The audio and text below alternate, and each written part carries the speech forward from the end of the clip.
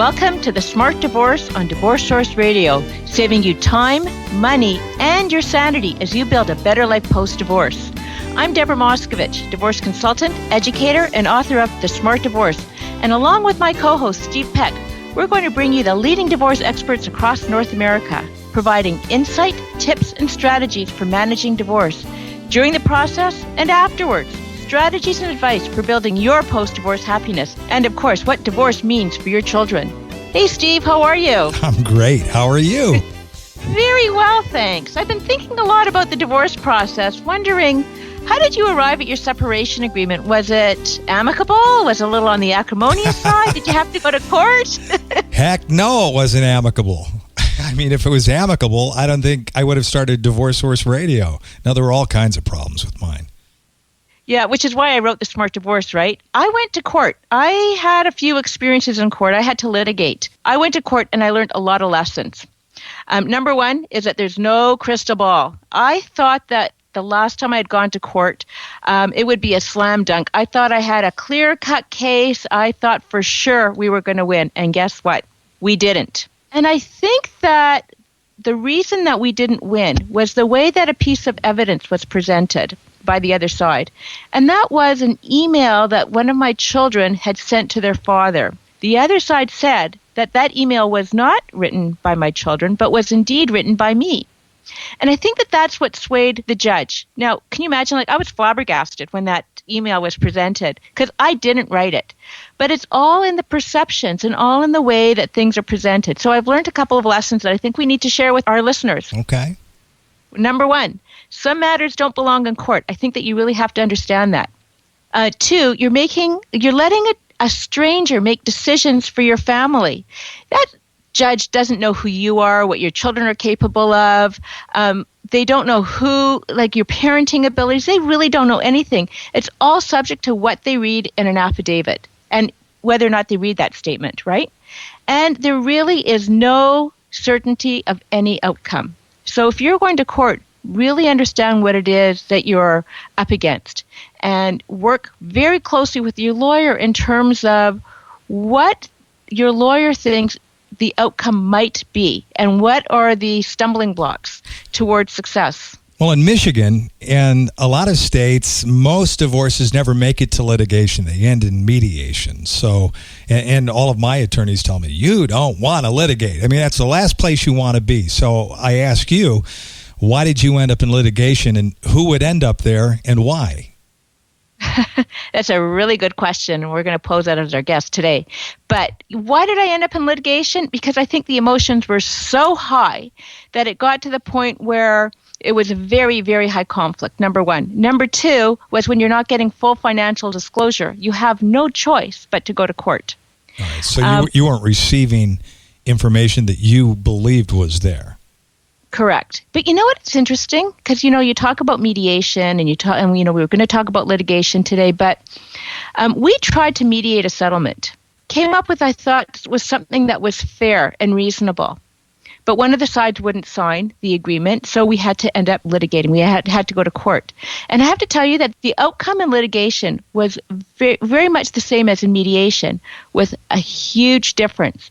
The emotions were very high because going to court is war. It's an all-out war. And number two, the costs to going to court are outrageous. How expensive could it be? Because you're not paying for the judge. The government's paying for that. But if you go with a lawyer, you're paying for your lawyer's time. And just because they say your appointment to appear in front of the judge is at 9 o'clock in the morning, you might not see that judge at 9 o'clock in the morning. You might not see that judge until 3 o'clock in the afternoon.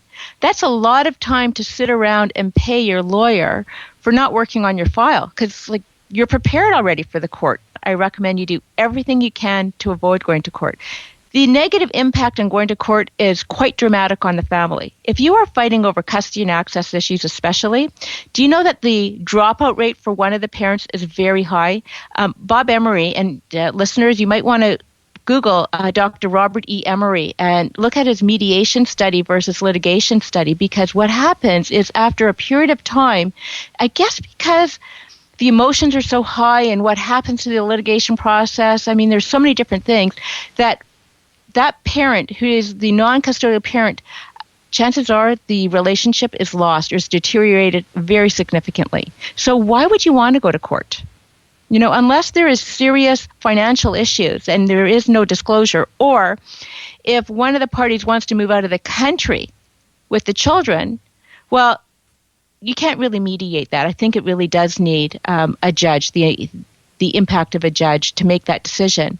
But for the most part, I think that families really should try to find an amicable solution.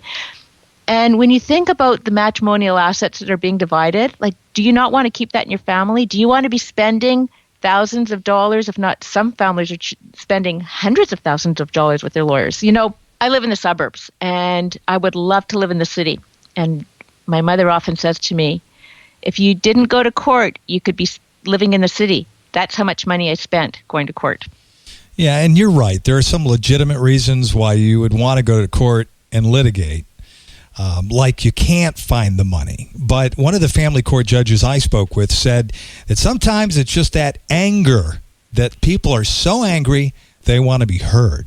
And sometimes in the divorce process, you're not really being heard because you've got your attorney, they've got their attorney, and you're not talking directly. It's all going through attorneys.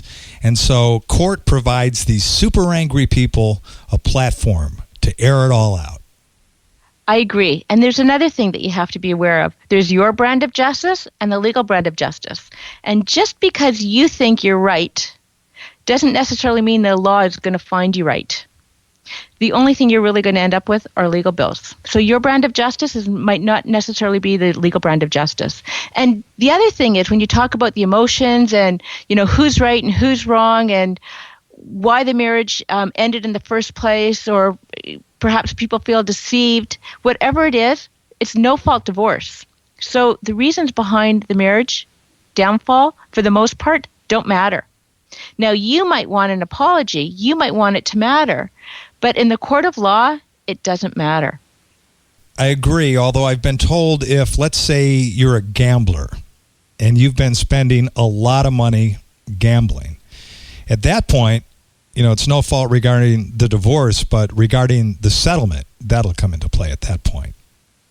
Absolutely, 100%. And that's why if you are going to court, I suggest that you look for a lawyer who has a strong ability in trials. And you're not going to go to a lawyer who has no expertise in litigating. Well, how many people do you think have really good lawyers? A lot of the listener feedback I get through email, that's the number one complaint I hear. They don't have good lawyers. They don't feel they're being heard. Well, then I think that one of the things they need to do is really take that time, do their due diligence, and interview lawyers. What is it that you're looking for? Are you looking for a collaborative lawyer? Are you looking for a lawyer who's more settlement-oriented? Do you know specifically that you have to go to court?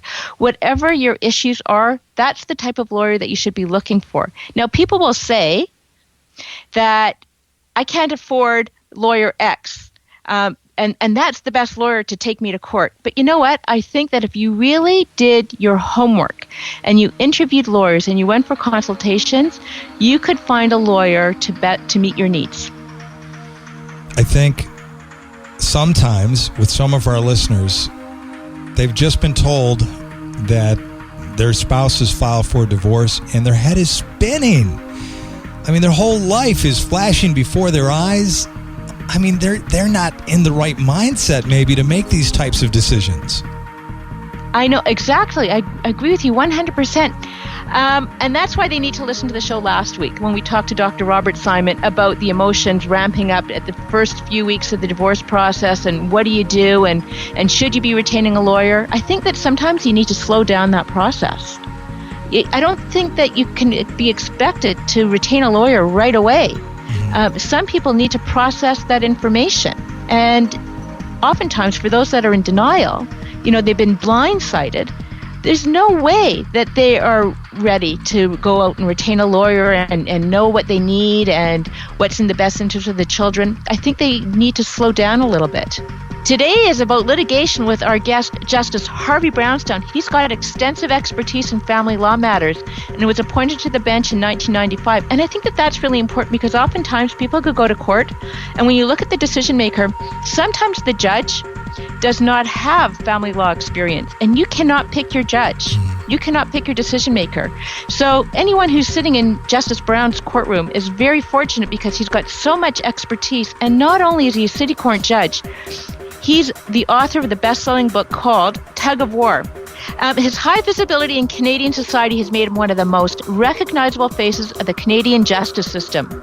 Between the book and his online TV show called Family Matters with Justice Brownstone, which, by the way, I was interviewed in, and I have to say that that was one of the most personal interviews I've ever had. So you might want to listen to that interview, listeners. Justice Brownstone has been described as a maverick judge who is a pioneer that is unilaterally changing the public image of the judiciary. He's also been awarded the Colleague in the Spotlight Award from the Canadian Bar Association Judges Forum.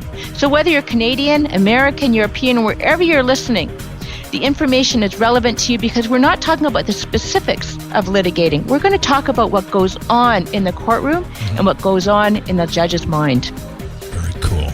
Well, let's welcome him to our show. Justice Brownstone, welcome to Divorce Horse Radio. Thank you very much for inviting me.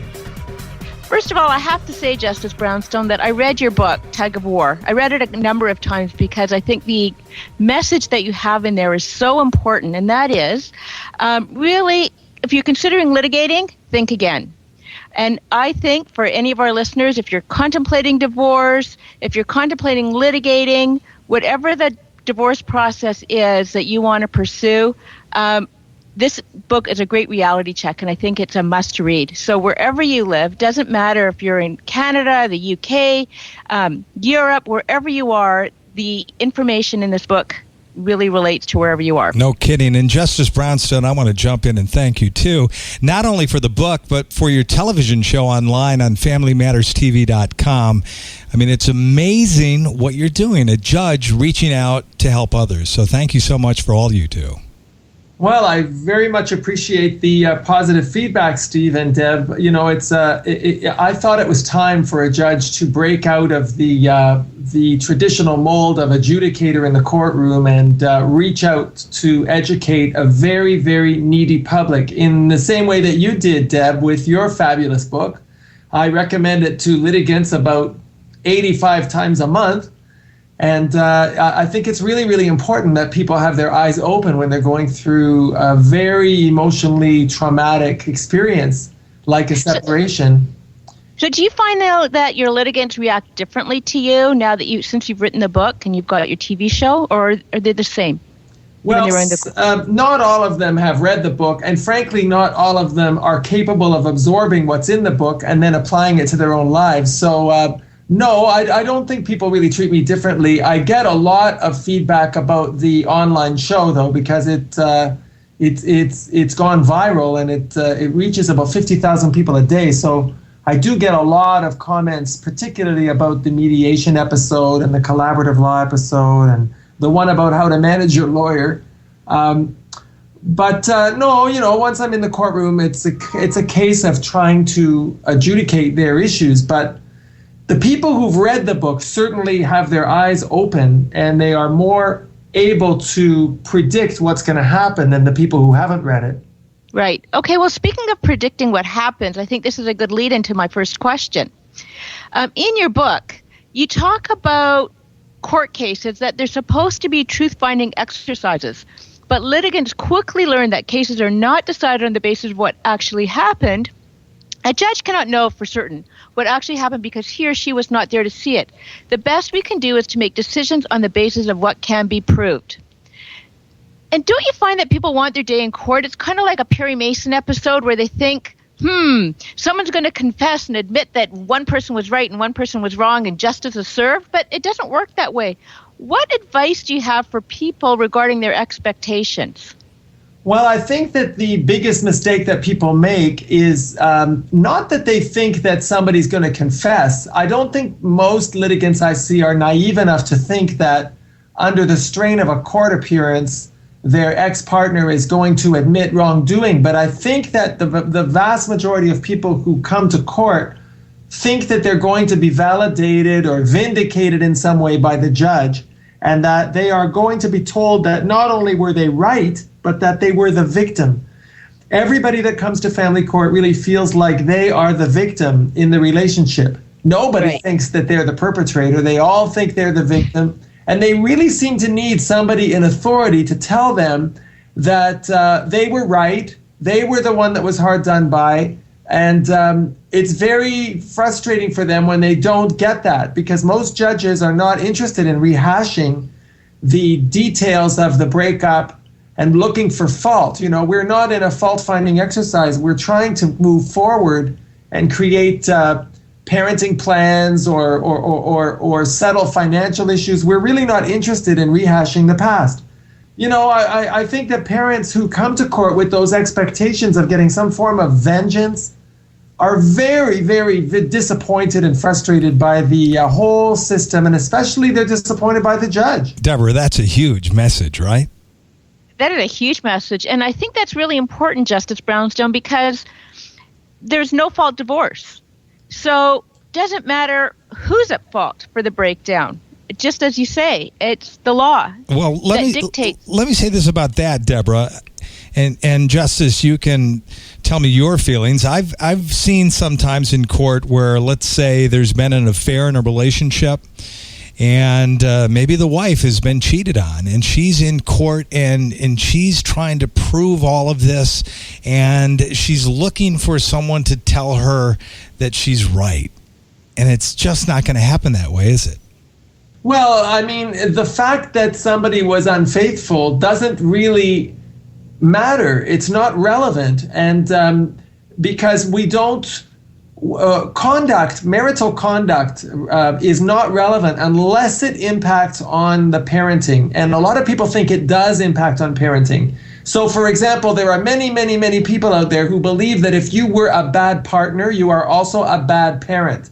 But the law and even common sense should tell us that that's just not the case, and that somebody can be a very good parent even if their behavior as a partner was not good. And that's not just infidelity, but that can even go to forms of abuse. It can go to financial irresponsibility. I've seen many parents that were gambling addicts or financially irresponsible, and many parents, frankly, who were abusive to the other parent, but they were actually good parents to their children, if the abuse didn't take place in front of the children, of course. See, my goal in family court is to not make things worse. You know how doctors always say, first, do no harm? Right. Yep. Well, I think judges should do the same. And so I don't want parents to be bigger enemies of each other at the end of a court case than they were at the beginning. And yet that's what litigation most often achieves. And so anything that's going to prolong the dispute or aggravate the dispute is something that certainly I think most judges try to avoid, because we're very acutely aware that parents need to deal with each other long after that court case is over. Absolutely. And you know that research shows that when parents litigate, the chances of one parent losing a relationship with the children are much higher than mediation. And that's something that parents don't know. You know, they don't know it. I really do think that most parents believe that if they come to court, it's going to make things better for them. They have this distorted image of what it is to win. They don't realize that there is no winning in family court. There's only degrees of losing. And the biggest losers are the kids, of course. But and that's why I wrote the book, because I thought it was important to get that message to parents before they come in front of a judge, when it's already too late. You know, they've already launched themselves into these catastrophic, high conflict, protracted lawsuits. And I often used to think, if I could just reach these people, if I could have reached them before they started their court case, I think I could have prevented all this carnage that I'm seeing now. So I wrote Tug of War to try to reach out to parents before they make those big mistakes. And I think in your book, The Smart Divorce, you were, one of the first to tell parents, you've got to treat this like a business decision, a business relationship, you've got to put aside your emotional baggage and start thinking objectively about this dissolution of a relationship in a very clinical way, in a way that is completely devoid of emotionality. And I think that message that you conveyed was crucial. The problem, of course, is that you have to be intelligent enough and articulate enough and mature enough to actually be able to absorb that and apply it. Mature, for sure. And I agree with both of you. But, I mean, how do you take these divorcing partners who have so much anger and show them that they need to remove that? Well, one of the ways we do it when they're arguing over their kids, one very effective way that I find that quickly refocuses parents is to tell them that if they keep slinging mud at each other, I have the right to decide, it's my duty to decide who I believe. And if I happen to believe both parents, that neither of them is suitable, then I have to look at alternatives like foster care. And I find that very, very frequently will bring parents back to reality here, that a custody battle is not necessarily going to be decided by giving the children to one or the other parent. The judge does have the right to call in the Children's Aid Society or a child protection agency and look into whether these children need to be placed in a foster home because neither parent is suitable. Wow, what a wake-up call. No kidding. It's a very serious wake-up call, and of course we don't make that kind of threat lightly, but unfortunately it happens a lot that children are unable to be placed with either parent because of the poor behavior that the parents are demonstrating in front of their children. Well, what fuels all of this in a high conflict divorce? Is it the ego? Is it hurt? Or do they just want to get even? I think that most people that we see are in terrible pain. And, that's normal. I mean, nobody goes into a relationship, especially if you have children with somebody, you don't go into that thinking it's going to end. And it's very, very normal to feel betrayed and full of pain and anger and resentment. And so it shouldn't be surprising to anyone that these emotions are running very high. But the problem when you have children is that if children are caught in the middle of these kinds of conflicts, that is child abuse.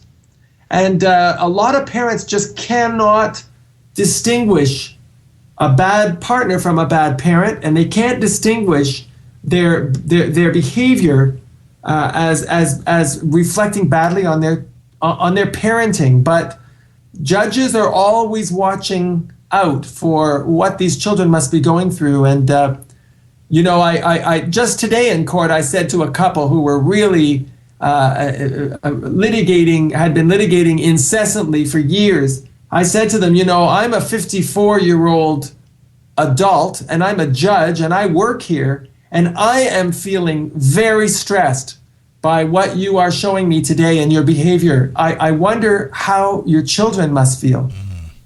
Wow. Strong message. Yeah, great point. In terms of finding out how the children must feel, I know that there's a lot of discussion amongst the judiciary, especially in Canada and overseas, about judges interviewing children. What are your thoughts on that? Well, I actually talk about it in the book. I'm not a big fan of it. In the United States, there are a number of states, and actually a growing number of states, where the court is required to meet with the child, not so much to ask the child who he or she wants to live with, but more like a meet and greet to just kind of get to know the child, let the child know how the decision is going to get made, make sure the child understands that the child is not responsible for any of this. I think that it is a growing trend in Canada, but my personal view is that if the child's wishes and preferences need to be before the court, and they do if the children are adolescents and up, then I think the best way to get that evidence is through either an assessment or a lawyer appointed for the child. I really worry that just meeting a child once in a very artificial setting is quite traumatic for a child. I have no way of knowing what the parents have said to that child before they came to court, what kind of grilling that child's going to get afterwards from the parents. Yeah. I think it really it's a lot of pressure for a child to have a meeting like that with a judge. So I don't do it unless it's really urgent. Sometimes before Christmas holidays, we get a lot of parents litigating over what's going to happen to the kids over Christmas because they've each made opposite plans at opposite ends of the world. And sometimes, you need the 13-year-old or 14-year-old to come to court and tell you, what do they want to go to Disney World or do they want to go to that family reunion in Corner Brook, Newfoundland? Easy choice right there. And, in California, I was talking to a lawyer the other day, and now kids in California have the opportunity to provide their say. And then the question was, well, is their say always adequate? I mean, they can be persuaded, right? I mean, they want to live with the parent, perhaps, that they deem the easiest to live with. Well, that's the thing. And, I don't think kids should be given the message that they get to decide. I know that Deb would agree with me. When she divorced, she had 3 very young kids. I don't think she would have wanted them to think that they get to decide this because it's not fair to them to have to choose which parent they love the most. Absolutely. Very tough. You don't want to do that to your children. I think a lot of parents do think that their kids should decide. And frankly, when I started out as a judge, I did interview kids a lot. And I found that children almost always said one of 2 things to me. Either they want their parents to stop fighting. Could I just make the parents stop fighting? Or they would say, could you make my parents get back together so I could live with both of them? And those were the 2 wishes, of course, that we can't grant. I don't think that the age of the child should have anything to do with whether parents stay together or not. I don't think, and I do think that kids know when their parents are not happy. So, we all know couples that have stayed together for the sake of the children. But if you talk to those kids, especially when they grow up, they will tell you that they knew their parents were not happy and that they witnessed a lot of tension and stress. And now with the recession, we are seeing huge numbers of couples who have remained together under the same roof, but really living separately. And this can be very, very stressful for the parents and the children. And, it's something we deal with, but it's I shudder to think of what kind of a life that is for the kids. Deborah, do you deal with that a lot with your clients, that situation? I do. And, for economic reasons, there are many couples that live under the same roof for a very long time. And I think for children to see their parents sleep in different bedrooms, to split the weekends, to act divorce when the parents are both living at home is very stressful on the children. It sends out a bad message, I think, in terms of what a healthy relationship is. I think that parents would have a much healthier relationship if they could co-parent effectively living in separate households. Well, it's like that. You remember that song, Neither One of Us Wants to Be the First to Say Goodbye? Gladys Knight. Good old Gladys Knight, I think really what we're talking about, the title of the song would be Neither One of Us Wants to Be the First to Leave the House. Yeah, but I also think that there's a lot of myths. There's one school of thought that says, well, if I leave the house, then I'm going to be charged with abandonment. And so I'm not going to have access to my children. I think that there's a lot of confusion about what custody is, what access is, decision making. I don't think people really understand all the nuances. Great question. I think that's true, and that's why I always tell people you should, don't make any moves without going and seeing a lawyer. If you're worried that your rights to the home are going to be affected or your custodial rights might be affected, go and see a lawyer. But, what we're talking about today is what's best for kids, and it is not good for kids that parents live together in high conflict. That's not good for children. No, and children and how well children do post-divorce matters in terms of how well parents do. And if parents aren't doing well, no one's going to do well. Well, and more than that, when you talk long-term post-divorce, we all know that children who have witnessed marital discord are at great risk of experiencing the same thing in their own relationships because we learn about relationships from what we saw our parents do. And right. If your only role models are 2 parents who don't communicate, can't cooperate, and treat you like you're some piece of property or a spy or a weapon, then it's going to be hard for you as you grow up to trust, to form healthy attachments to other human beings in a romantic way. We all know this. And I tell parents all the time, you are writing the story that your children will tell about their childhoods. You're writing it. And I show the parents the court file and I hold it up. And, they're usually pretty thick, these files. And I say to them, this is the story you are writing. And is this what you want your children, when they grow up, to read about who you were as parents? Because that's what they're going to know. And not only that, for them to read what's in the affidavit, like that is like I found when I went through the court system, to have to read this affidavit and have all this mud slung at me was really difficult. So there is no chance for any kind of amicable relationship. Well, that's very true, and I think it's the most painful part of being a judge. I think I speak for a lot of judges when I say we wanted to be judges because we thought we could help people. We thought we could make things better, one family at a time, but when you really look at the satisfaction level among litigants with the court system, when you look at what kind of relationship these people have after litigation, this isn't universally true, but I would suspect that the vast majority of people that I see in my court are not able to get along with each other better after the court case than they were before. Why do we always have to have a battle? I mean, why can't we just divorce peacefully? Well, I think a lot of people do. There's no question that the vast majority of couples who break up do not go to court. And the experts tell us it's about 5%. 5% of all couples end up going to court. And many of them do have personality disorders. There's no doubt of that. So I think that, all of us know people who did not go to court and were able to work it out through, negotiating a separation agreement or going to someone like Deborah, reading her book, getting the message, reading my book for that matter. So I always remind myself that it's not everyone that ends up in court. No, as a matter of fact, I would say about 98% of my clients look for alternative dispute resolutions. And in terms of alternative dispute resolutions, we talk about how bad litigation is, how bad going to court is. But Justice Brownstone, when is it really necessary? I mean, I'm sure that there is a time where people really do have to go to court.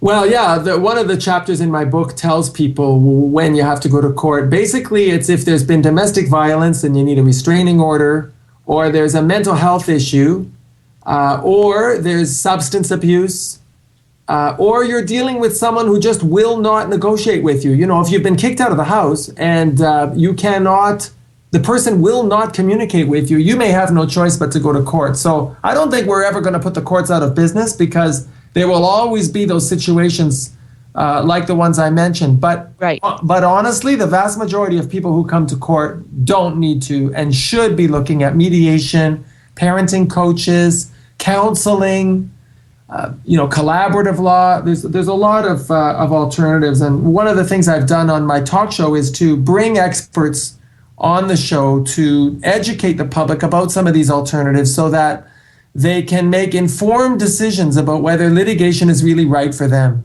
You mentioned protection orders.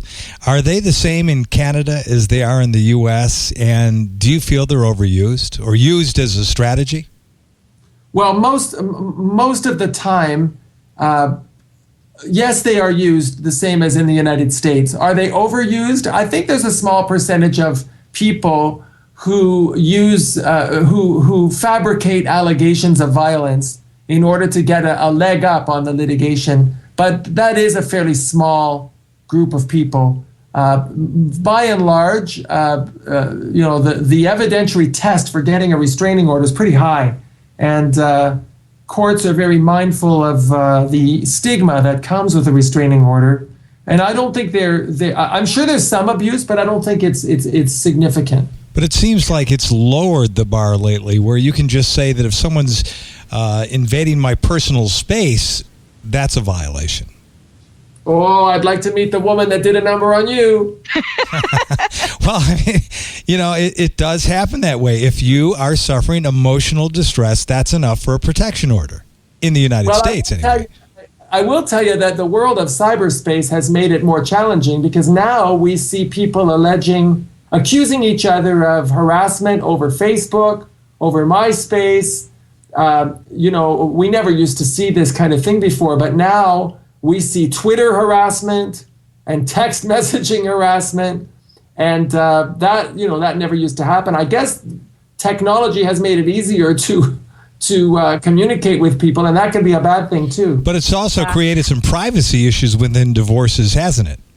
Oh yeah, I had a case not long ago where one angry spouse emailed a picture of his wife in a very compromising position to her boss.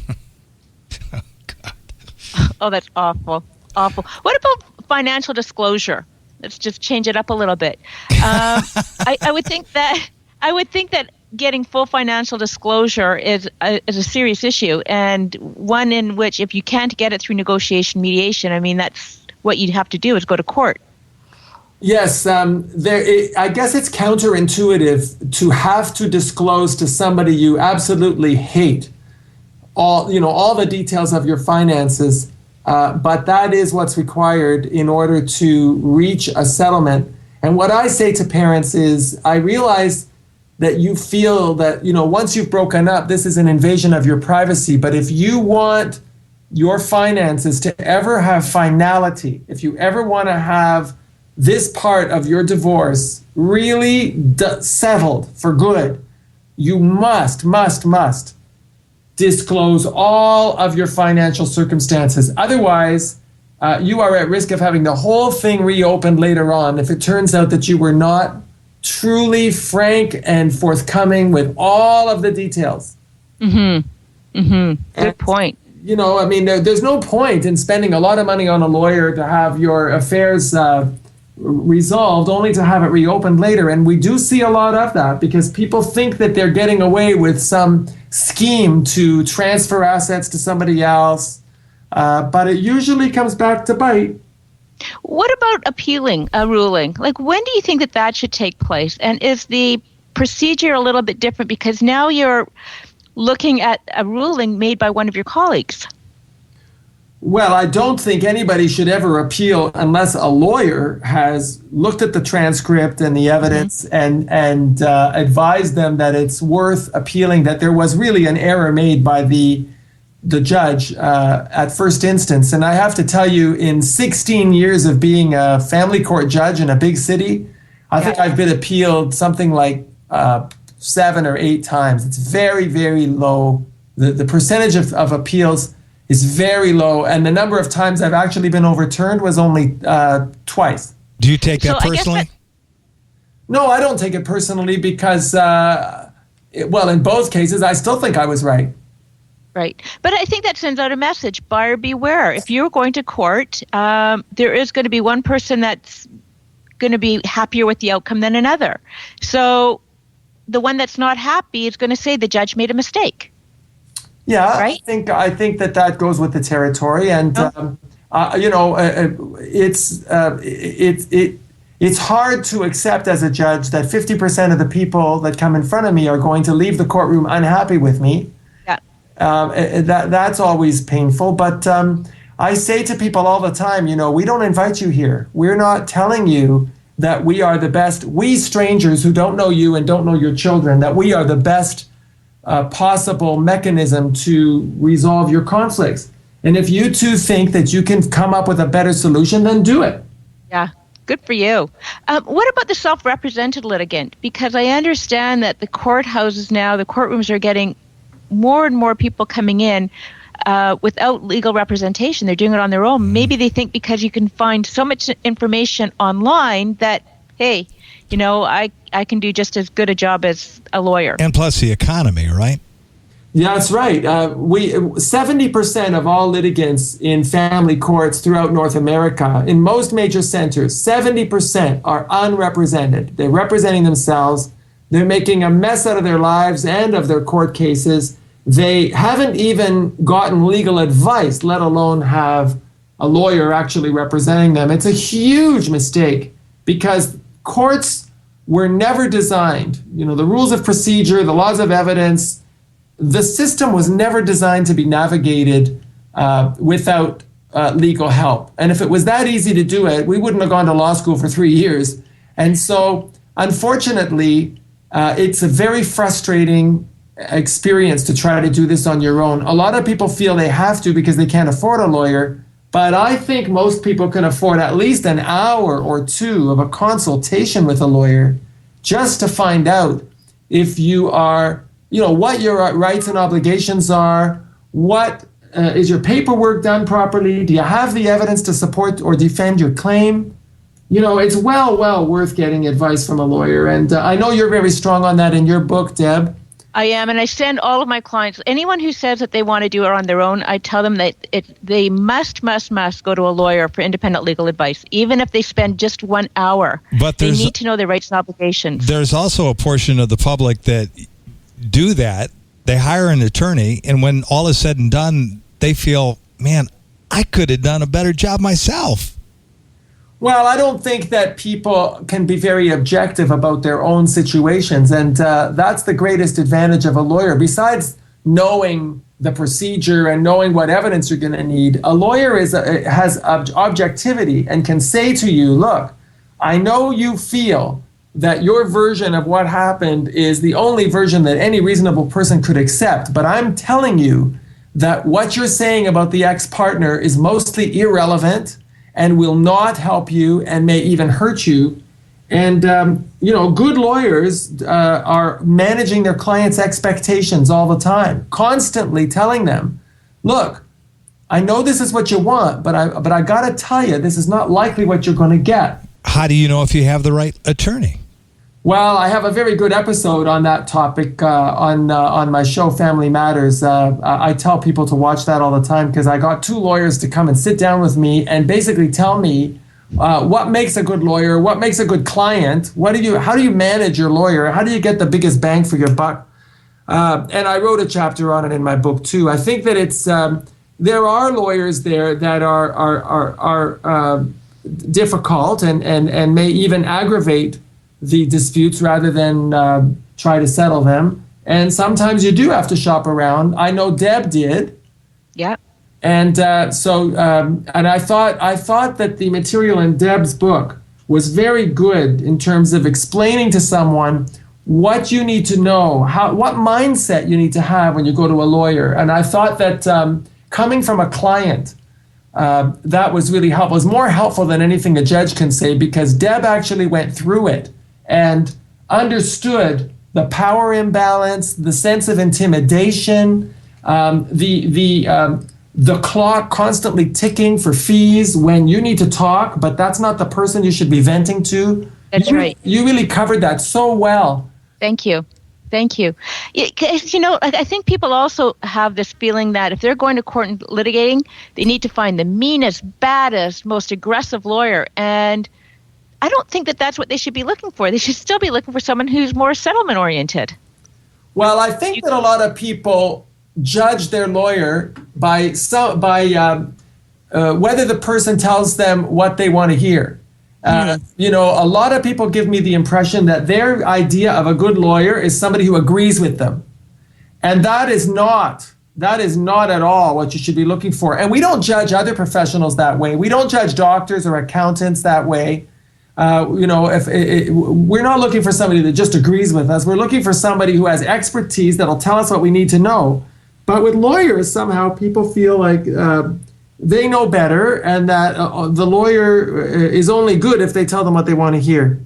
Yeah, and I know you cover a lot of this in your book too, which is so helpful. And I think that people listening to your message sometimes find it difficult to absorb because they're so emotional. So if you take the time to read your book and go through it slowly, the message can sink in, how important it is to really do your research, to understand the court process, that the outcomes might not necessarily be what you expect, and to really consider what you want your outcome to be like long term. Do you want to have an amicable relationship with your ex-partner and be able to co-parent effectively, or are you never going to be able to speak? You have to consider that very heavily, that really needs to weigh on your decision?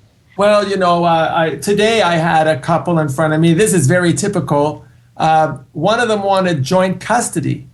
And I said, well, are you able to make decisions together, communicate together? And the father said, no, I never want to see her again in my life. I never want to talk to her again. And he couldn't see the irony of asking for joint custody on the one hand, but never wanting to deal with that person again. And unfortunately, when people come to court slinging all that mud against each other, the other person is not going to forgive them all that easily. And so I always say to people, if you are going to go to court, before you open your mouth, every time you open your mouth, ask yourself whether what you're about to say, is it going to make your relationship with the other person better or worse? Because if it's going to make your relationship worse with that person, don't say it.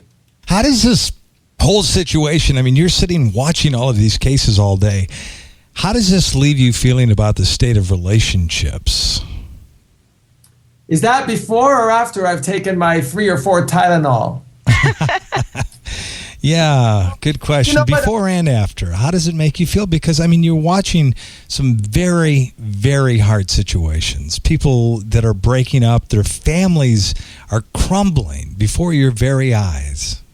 Well, I think that in truth, in the last, I would say the last 5 years, I think things have gotten a lot worse. And that's really because of the internet. I think that the way in which most people meet each other now is the internet. And the internet, it can be a wonderful thing, these social networking websites, but they're also a real trap for the unwary. And so we're seeing a lot more casual relationships that lead to big, big trouble because these people were worlds apart. They didn't know each other at all. They thought they did. Turns out that they're not who they thought they were. There's a lot of immigration fraud now with people claiming to be in love with you just so they can get into the country. Wow. We're seeing a lot of people who create entire personas for themselves, a whole backstory that's not true, and that we never used to see this before. And the other thing is we're seeing people break up easier now because you can just go back to the net and find somebody else. And so you don't have to try as hard as it used to be when you had to actually leave your home and go somewhere and try to meet someone. But now you can just cruise the world from your living room at home. You don't even have to get dressed or take a shower. You don't even have to try to look good. You can take a picture of yourself and put it on Brad Pitt's body and post that on the net, and fool people. And so we're seeing a lot more conflict, really high conflict stemming from internet relationships, people breaking up because they met somebody else on the internet. I actually think that the whole definition of what it is to have a relationship, what is a commitment, has completely undergone a total revolution. People, unfortunately, are going to find out the hard way that you have to approach relationships with people that you've met online with a lot of caution.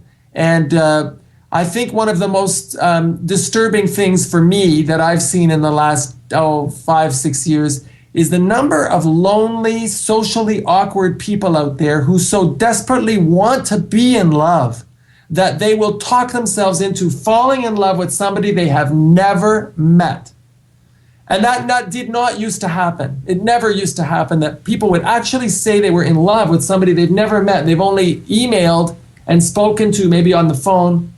But that's what happens. And frankly, it's not such a big worry, except that a lot of children are born out of these relationships, and then you've got big problems when people who were worlds apart suddenly come together and they find out they are still worlds apart. Some of them want to go back to where they came from, but with the child. So you get very high conflict mobility cases.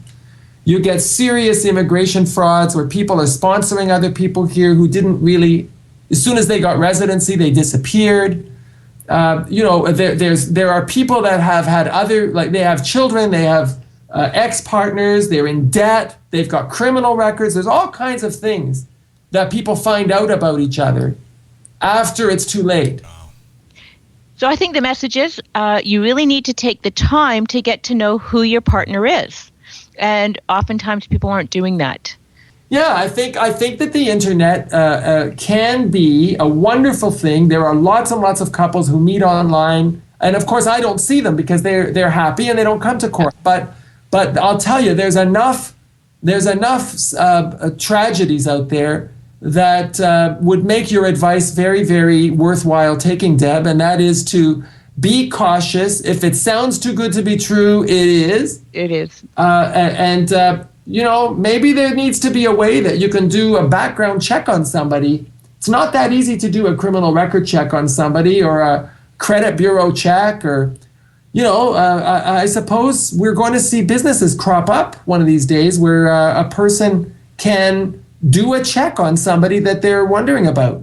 Well, you know what, though? The thing is, if these red flags kind of pop up for you, I think that you need to pay attention to them. And too often people don't pay attention to them because of the loneliness and wanting to be in love and wanting to have a relationship. And the truth is, it's a Noah's Ark society. Everyone's in a couple. And sometimes people don't have the confidence to be on their own, so they feel that better to be with someone than no one at all, which is really not a healthy outlook. No, it isn't. And there's also a myth out there. I'm surprised by this, but there really is a myth out there that if you are here illegally and you give birth to a child that's born here and is a Canadian citizen, that will somehow allow you to stay. And that's not the case. It's not the law. Justice Brownstone, I think you've left us with some incredible messages and a lot of very good information. And especially your book provides us with an incredible insight into not only the courtroom, but really how a judge thinks. So I can't thank you enough for speaking with us today. And really, I think we could spend another 3 or 4 shows speaking with you. 3 or 4 hours, like right now. Yeah. Justice Brownstone, Deborah told me how great you were, and I've looked you up on the internet and I watched some of your shows on FamilyMattersTV.com, and I am so impressed by you. If you're anything like you are on this radio show in court, you, sir, are amazing. And for our listeners, you can watch his programs on FamilyMattersTV.com. This is the first talk show ever hosted by a sitting judge, and you might like to know that 100% of the proceeds from his book, which we've been talking about, The Tug of War, go to the Children's Wish Foundation of Canada, and he doesn't receive any compensation for the TV show either. So here's a gentleman that's out here as a serving justice, helping you. And so, again, as I said in the beginning of the show, thank you so much for what you do. Well, thank you both so much for giving people like me a platform to educate the public. I think you've got a wonderful show, and I wish you all the very best with it. Thank you. Steve, that was like the most unbelievable interview. I think that the honesty and the clarity, what goes on in a courtroom from a judge, really needs to be hammered home for a lot of people, because it's not a cakewalk. It's a serious issue, and people really need to consider what they want long term. And there's a lot of resources that are being spent going to court, and you're not going to necessarily have the outcome you want. No, that's the problem. But he was amazing. I mean, what he does to educate us. I think that is a real gift. And I don't think that anyone can just speak the way that he does. I think that he does it in such a way that is so easy to understand. He needs to be a regular on the Smart Divorce radio show, don't you think? He does. I think he's fabulous. But I think that, there's so much more information that's covered in his book, Tug of War, that I really urge listeners to pick up that book. Because if you are contemplating litigating, if you're thinking about divorce, wherever you are in the process, this book is really an invaluable read. He loved your book, The Smart Divorce, right? And that meant a lot to me. How lucky are you to have a sitting justice recommend your book, Deborah? I am very fortunate. I worked really hard on that book, and to have Justice Brownstone's endorsement really means a lot.